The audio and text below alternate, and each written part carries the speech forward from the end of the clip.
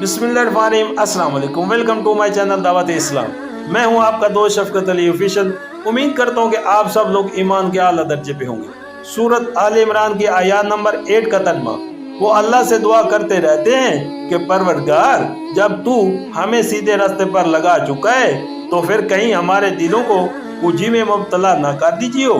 हमें अपने खजाना फैज से रहमत अता कर कि तू ही फियाज हकीकी है।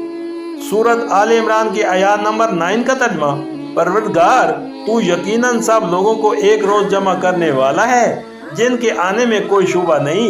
तू हरगिज अपने वादे से टलने वाला नहीं है। सूरत आल इमरान की आयत नंबर 10 का तर्जुमा, जिन लोगों ने कुफर का रवैया इख्तियार किया है उन्हें अल्लाह के मुकाबले में ना उनका माल कुछ काम देगा, ना औलाद, वो दोज़ख का ईंधन बनकर रहेंगे।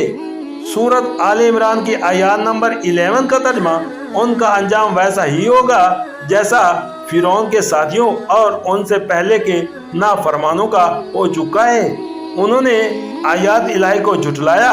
नतीजा ये हुआ कि अल्लाह ने उनके गुनाहों पर उन्हें पकड़ लिया और हक ये है कि अल्लाह सख्त सजा देने वाला है। सूरत आल इमरान की आयत नंबर 12 का तर्जुमा, बस ए मोहम्मद, जिन लोगों ने तुम्हारी दावत को कबूल करने से इनकार कर दिया है उनसे कह दो कि करीब है वो वक्त जब तुम मगलूब हो जाओगे और जहन्नम की तरफ होके जाओगे, और जहन्नम बड़ा ही बुरा ठिकाना है।